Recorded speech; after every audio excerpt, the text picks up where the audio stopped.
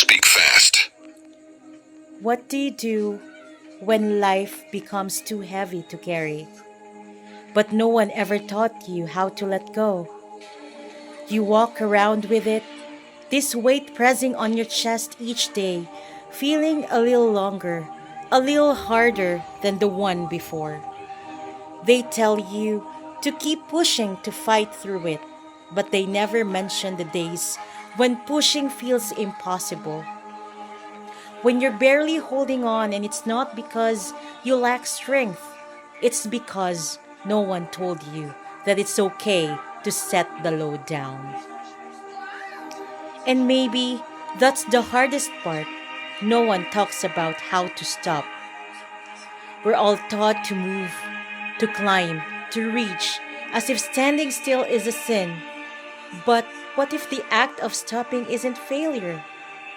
What if it's simply the moment when you finally understand that you've been running in circles, chasing after something that doesn't exist?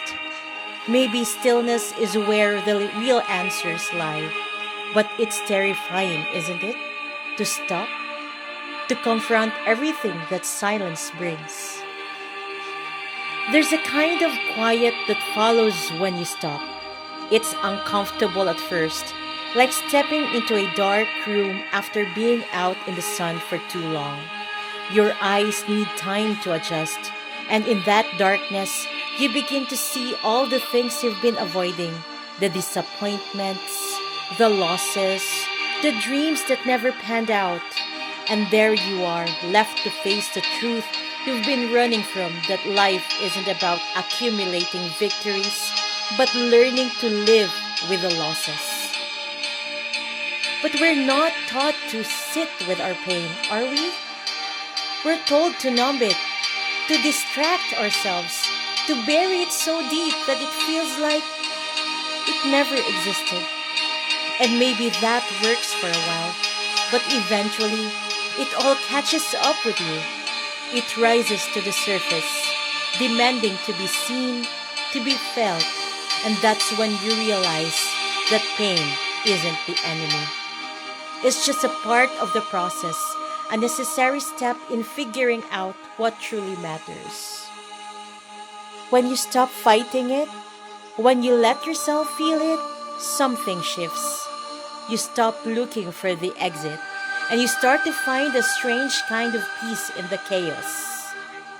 It's not the peace you were promised, not the calm after the storm, but the calm within it. You learn that the storm will always rage, but you don't have to be swept away by it.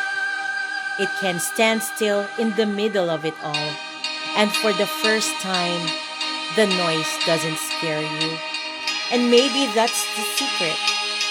Life isn't about avoiding the storms, but learning how to stand in the middle of them. It's not about never falling. It's about figuring out how to pick yourself up again and again and again until the falls don't scare you anymore, because you know that you can survive them. You've done it before, and you'll do it again. People will tell you that life gets easier, but maybe that's not true. Maybe life never gets easier. You just get better at living it. You learn that the hard days don't last forever, but neither do the good ones. And that's okay. You don't need to be easy. You just need to know that you can handle whatever comes your way. So, what do you do when life becomes too heavy? You let it be heavy. You sit with it. You feel every ounce of it. And then you let it go when you're ready. Because the truth is, you don't have to carry it all alone. You don't have to be strong all the time. Sometimes, the bravest thing you can do is admit that you're tired, and that's okay. The punchline: life isn't about conquering every challenge.